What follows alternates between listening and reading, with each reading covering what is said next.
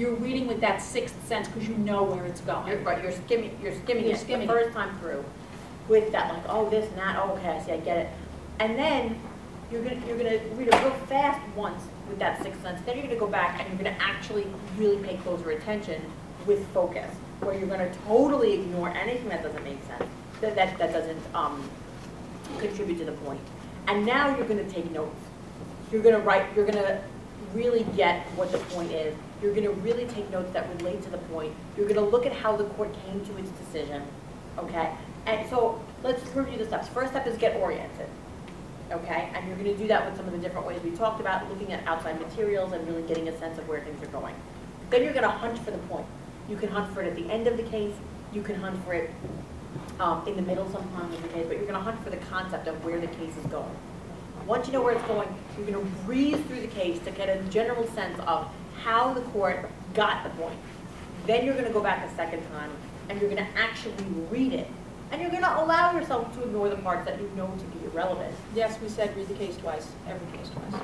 Well, first time is a quick skim, second time is a real read, okay? Trust me, it will end up going faster than what you've been doing before, because what you might have been doing before was belaboring the beginning few lines, or whenever you didn't understand something. And as far as the kind of notes, do I have that one here? That's about reading. Okay. This is just about reading, okay. Briefing, like I almost really don't even like to use the word briefing because I don't think it's an accurate descriptor for what we would tell people to do. But for any questions about reading? Good, we're cool? Save your highlighter for the reading with focus part. Yeah. Any questions about what? Sorry. About reading, about how to read a case the right way. I have a question. Ask one. Okay. It seems that there may be a difference between preparing for class and preparing for the exam. Absolutely. And there's some people who do very well in class who don't do well in exam, and vice versa. How do you do well in both? Well, I think that, here's the thing. We typically tell people that you can't have two goals that are both the top goal. You just can't. So that's not to say that they're not both important goals, they are, but the final exam is number one, class, preparing for class is number two. It's still there at the top, but it's just number two. And in order to prepare, you know, no one wants to come to class and seem dumb. No one wants to come to class and seem like they're unprepared. And I think the double reading of the case fixes that problem, because what you have to do to prepare for your final exam is know what the bare bones of the case are and what the point is and why you read it. The why you're reading the case is more important than the what of the case for exams. So you're going to do that with that concept, right? But then when you go back and you do your second reading, now you're getting the flavor of the case. You're getting the meat of what the case is. And when you take things like really good margin notes, or you write a good brief in your own words, now you will be more prepared for class.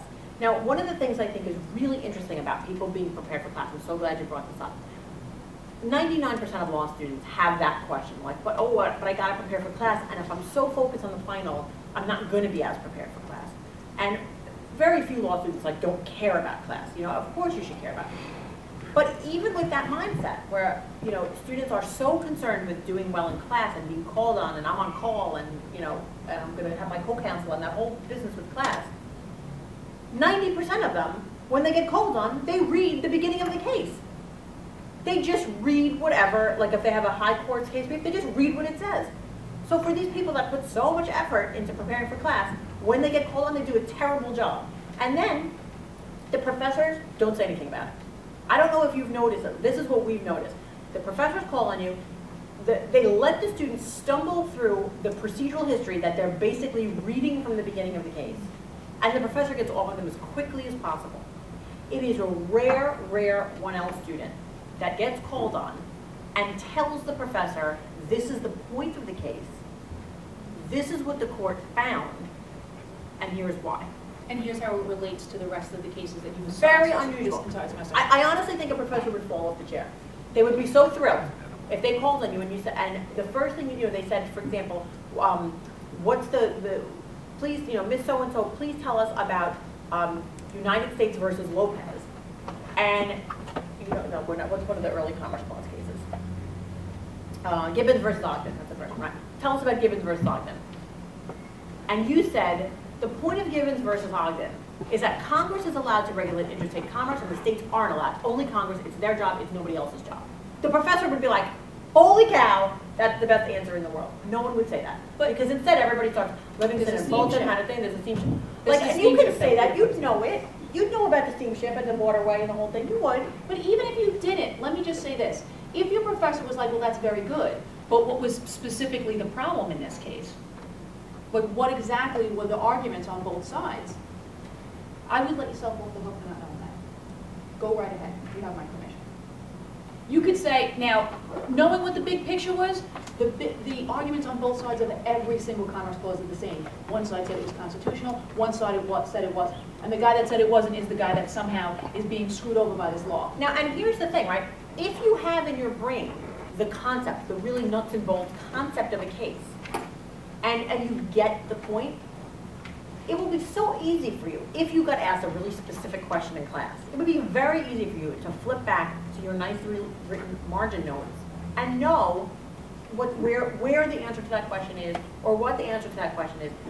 Unlike, it's sort of like flipping the model. What a lot of students do is they're so possessed with those details that they don't even see the point of the case. We say, focus on the point, let the details of the case be secondary, still read them and know them. And if you have to wing something in class, wing that, yeah. Because you'll get it right. That's the thing, is I'm not saying wing it because who cares if you do badly. You will get it right because you're smart.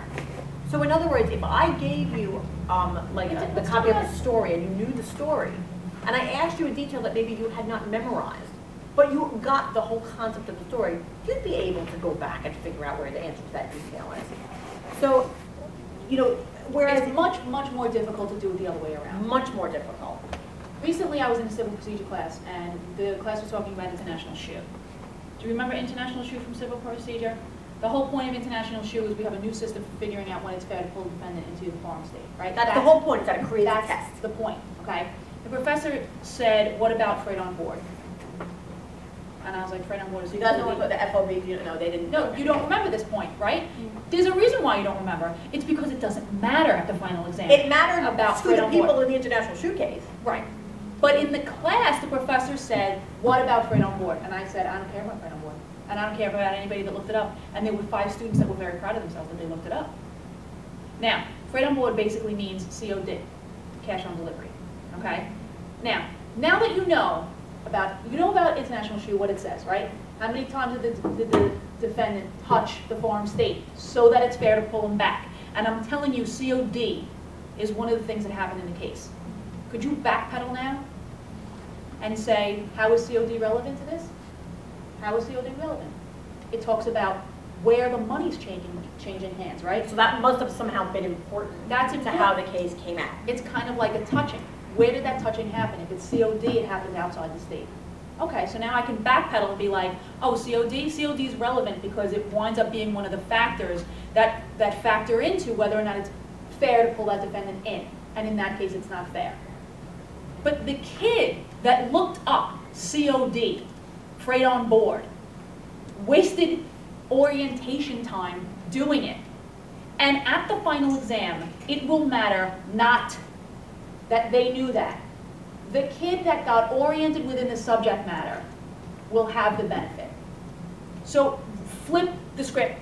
Do it the other way around. Stay oriented. If your professor says, what about freight on board? Say, I don't know about freight on board. If it's really And if that had to be the worst thing that happened to you, the worst, you'll survive. you'll survive. I But would I'll tell rather you- you know where you were in the subject matter. And I would rather you impress the professor with your ability to be oriented within the subject matter, to be able to relate to the cases, one case before and one case after.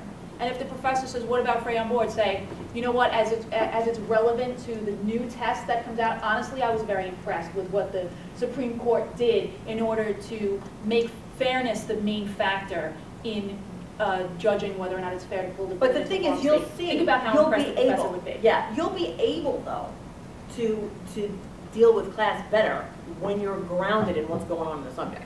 You'll just be better prepared.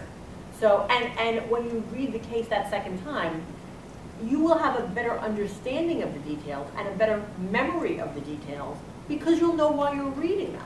It's very difficult to remember details of things when they're just like not even connected to anything, you know, which is my entire memory of taking contracts as a first year. I did not understand where the subject was going. I did not have an overview, and my professor was horrible. And I just didn't, like, he didn't care what we didn't understand, we didn't get it, like, the whole thing was a mess. And as a result, even though the cases were very short, I could not remember who is who and who did what and who was selling this and I just couldn't remember it. Now, if I think back to some of those cases, or even if I read a brand new case, I would very easily remember those details because I understand why they're important. So, have a little faith in what we're saying, try it this way, see how it goes. I think that you'll be happy with where it goes.